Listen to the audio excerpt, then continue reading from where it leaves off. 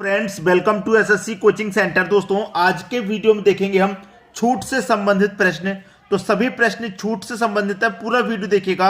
चलिए स्टार्ट करते हैं। पहला प्रश्न है, एक फल विक्रेता 24 आम पर एक आम मुफ्त में देता है तो वह ग्राहक को छूट देता है, प्रतिशत में कितने की छूट देता है? ऑप्शन में देखिए आप, प्रतिशत में छूट पूछा है उसने, कितने की छूट दे रहा है। देखिए, हमें छूट प्रतिशत निकालना है। छूट प्रतिशत तो सीधा सीधा बात है भाई, एक फल विक्रेता 24 आम पर एक आम मुफ्त में देता है। ग्राहक ने कितने खरीदे? 24, और एक उसे मुफ्त में मिला तो कितने मिले? 25 आम मिले। और ग्राहक ने कितने की छूट दी? एक आम की छूट दे रहा है। 24 खरीदेंगे तो वो आपको एक मुफ्त में देगा, तो एक आम वो मुफ्त में दे रहा है। लेकिन मिल कितने रहे आम उसे? 24 तो उसने खरीदे, एक मुफ्त में मिला, तो टोटल आम कितने मिले? 25 मिले। ठीक है। और प्रतिशत के लिए क्या करना है? बस 100 से गुना कर देना, आंसर आ गया 25 चौके 100। एक का गुना 4 से कर दो, 4% आपका बिल्कुल सही जवाब है। बी ऑप्शन क्या हो गया? सही जवाब। आसानी से कर लेंगे भाई। कितने की छूट दी उसने? एक आम बाद में मुफ्त में दिया तो एक आम की छूट है, लेकिन आम टोटल कितने दिए? 25 दिए। 25 से डिवाइड कर दो, प्रतिशत में पूछ रहा तो 100 से गुना कर दो। क्लियर सभी को? कोई दिक्कत नहीं। अब देखेंगे हम अगला प्रश्न। अगला प्रश्न है, यदि 3 साड़ी की खरीद पर एक साड़ी मुफ्त की पेशकश की जाती है, 3 साड़ी खरीद पर एक साड़ी मुफ्त पाने की पेशकश की जाती है, तो प्रत्येक साड़ी पर प्रभावी छूट क्या है? यहां पर भी आपको क्या करना है? छूट प्रतिशत निकालना है। कैसे निकालेंगे भैया? किसी व्यक्ति ने 3 साड़ी खरीदी तो एक मुफ्त में मिली। ठीक है। दुकानदार ने क्या किया? एक साड़ी फ्री में दे दी, तो एक साड़ी की छूट उसने क्या किया? दे दी कि अगर आप 3 साड़ी खरीदेंगे तो हम एक साड़ी की छूट आपको देते हैं, एक साड़ी फ्री में देंगे। तो एक साड़ी की छूट है कितने पर भाई? 3 साड़ी खरीदी और एक मुफ्त में दी, तो टोटल साड़ी उसने कितनी दी? 4 दी ना। और प्रतिशत के लिए क्या करना है? आप सभी जानते हैं, 100 से गुना कर देना है। तो 4 से गुना करेंगे 100 में 25 बार जाएगा, और एक का गुना 25 से होगा तो आप जानते हैं 25% ही रहेगा। तो प्रभावी छूट क्या है? 25% की है, जो कि हमें सी ऑप्शन में दिया गया है। तो इन प्रश्नों को करने में आपको कोई समय नहीं लगने वाला, आसानी से कर लेंगे। अब देखेंगे अगला प्रश्न। अगला प्रश्न है, एक विक्रेता 4 पेंसिल खरीदने पर एक पेंसिल मुफ्त में देता है, मतलब एक की वो छूट दे रहा है, और वह ग्राहक को 15% अतिरिक्त छूट दे रहा। भाई क्या सवाल है? 4 पेंसिल खरीदोगे तो एक पेंसिल की छूट मिलेगी और 15% की छूट अलग से मिलेगी। तो बताओ उसने ग्राहक को कितने की छूट दी? पहले तो छूट प्रतिशत आपको अभी तक जो सीखा है निकाल लेंगे। ठीक है। एक पेंसिल की वो छूट दे रहा है, 4 खरीदेंगे एक मुफ्त में देगा, तो टोटल कितनी दी गई? 5%। के लिए 100 से गुना, 5 से 100 घटा दो 20 बार में, कितने की छूट दी गई? 20% की। और एक 15% की छूट अलग से दे रहा है, तो एक 20% की छूट हो गई, एक 15% की छूट हो गई, 2 छूट हो गई अलग अलग। तो इस प्रश्न को आप कैसे निकालते हैं? बहुत बार मैंने बताया है, a प्लस बी प्लस का AB बट्टे 100, ये फॉर्मूला लगा दीजिए बस। पहले वाली वैल्यू क्या है? 20% की छूट। अब ये छूट है ना, तो माइनस का आएगा, और ये दूसरी वाली भी छूट है तो ये भी माइनस की आ जाएगी। ठीक है। 15 की छूट। अगर प्रॉफिट की बात करेगा तो प्लस में लेते हैं, और माइनस छूट की बात करेगा, कमी की बात करेगा तो माइनस में। ये भी छूट है, ये भी छूट है, दोनों माइनस के, तो माइनस माइनस क्या होता है? प्लस होता है। तो प्लस आ गया। ए आपका कितना भैया? 20, बी आपका 15 है, बट्टे में 100 है। भाई ए आपका 20 है तो मैंने 20 लिखा, बी आपका 15 है तो मैंने 15 लिखा। अब इसको सॉल्व कर लीजिए। 20 से कटेगा 5 बार में, 5 त्रिक का 15। अब माइनस का 20, माइनस का 15, माइनस का 35, और प्लस का कितना है? 3 है, तो माइनस 35 में से प्लस का 3 घटेगा तो माइनस का 32 बचेगा। तो माइनस में आने का मतलब क्या है? छूट। तो 32% की छूट हो जाएगी। पहला ऑप्शन आपका बिल्कुल सही जवाब। क्लियर सभी को? किसी को भी कोई परेशानियां बिल्कुल भी नहीं होगी। अब देखेंगे अगला प्रश्न। अगला प्रश्न है, एक वस्तु पर 20% की छूट दूसरी वस्तु पर 25% की छूट के बराबर है, उन वस्तुओं का लागत मूल्य कितना हो सकता है? गो थ्रू ऑप्शन कर लो भाई इस प्रश्न को। मान लेता हूं मैं पहला ऑप्शन, 90 रुपए का क्या निकालता हूं? 20%। 20% का मतलब बटे में 100। दूसरी कितनी वस्तु है भाई 40 है, इसका कितना निकालना है 25%, 40 का निकालना है 25%, परसेंट का मतलब बट्टे में 100।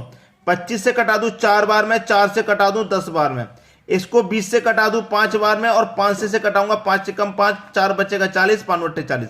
अब ये तो 18 बार में कटा, ये 10 बार में कटा, और यहां पर क्या कहा गया है, छूट क्या है, बराबर है। तो यहां 18 की छूट आ गई, यहां पे 10 की अलग अलग आ गई, लेकिन चाहिए कितनी, बराबर। तो पहला ऑप्शन तो गलत हो गया।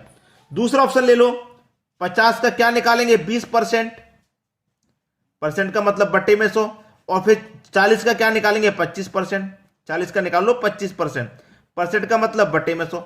25 से काटो 4 बार में, 4 से कटेगा ये 10 बार में, 20 से काटो 5 बार में, 5 से कटेगा ये 10 बार में। तो यहां भी 10 की छूट, यहां भी दोनों क्या हो गई, बराबर।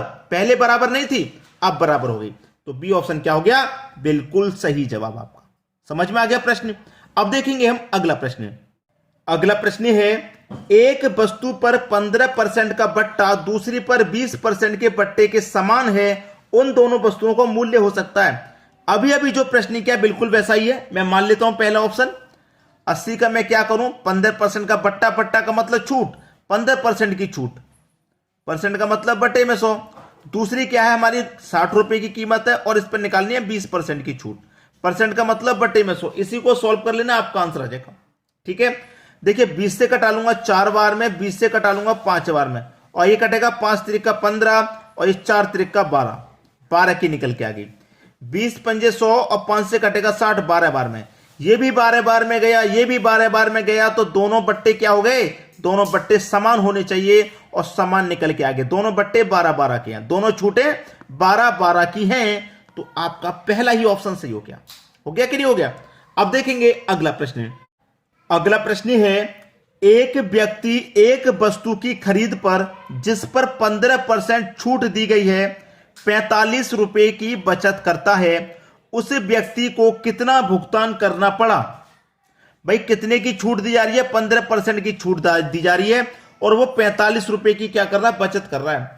दो तरीके से प्रश्न को सॉल्व कर सकते हैं। कैसे, मैं दोनों तरीके बताता हूं। कितने की बचत कर रहा है भाई वो 45 रुपए की, और छूट कितने की है 15 की। 100 से क्या कर दो गुना, 15 त्रिक का 45, 3 का गुना 100 से कर दो, 300 हो जाएगा।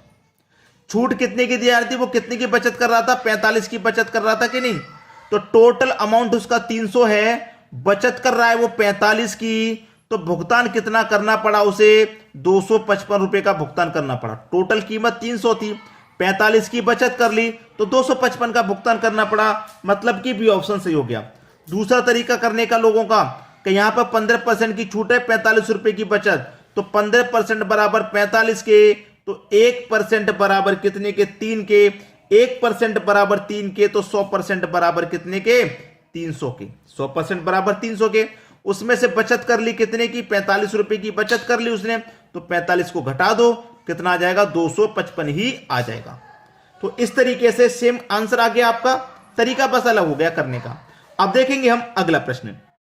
अगला प्रश्न है, एक व्यक्ति एक वस्तु की खरीद पर जिस पर 20% की छूट दी गई है 25 रुपए की बचत करता है, उस व्यक्ति को कितना भुगतान करना पड़ा। देखिए अभी अभी हम जो प्रश्न सीख करके आए हैं बिल्कुल वैसा ही है, और मैंने दो तरीके बताए थे आपको करने के, आप कैसे भी कर लो। ठीक है, कैसे भी। कितने रुपए की बचत कर रहा है वो, 25 रुपए की। छूट कितने की है, 20 की है। 100 से गुना कर दो, 20 से 100 को काटूंगा 5 बार में, 25 त्रिक का हो जाएगा 75। कितना हो गया, 25 पंजे 125 हो गया दोस्तों, 75 नहीं 125। ठीक है, 25 पंजे 125। और बचत उसने कितने की थी भाई, 25 की थी। अमाउंट कितना है 125, बचत कर ली 25 की, तो कितना भुगतान करना पड़ा, 100 रुपए का भुगतान करना पड़ा। पहला ऑप्शन सही हो गया। दूसरे तरीके से चाहो कर लो। दूसरा तरीका क्या है भाई, 20% की वैल्यू कितने के बराबर, 25 के बराबर। ठीक है, तो 1% की कितनी हो जाएगी, 25/20, और 100 का मान निकाल लो, 100% की वैल्यू निकाल लो। तो 20 से 100 कटेगा 5 बार में, 25 पंजे 125, और इसमें से बचत उसने कर ली 25 की, तो 125 में से 25 की बचत कर ली, तो भुगतान 100 का ही तो करना पड़ा। ऐसे करो चाहे ऐसे करो, आंसर सेम आएगा। तो आपको ये वीडियो कितना पसंद आया कमेंट बॉक्स में जरूर बताइएगा, और अपने फ्रेंड्स सर्कल में जरूर वीडियो को शेयर करें ताकि सभी की मदद हो सके। ठीक है दोस्तों, वीडियो देखने के लिए आपका बहुत बहुत धन्यवाद।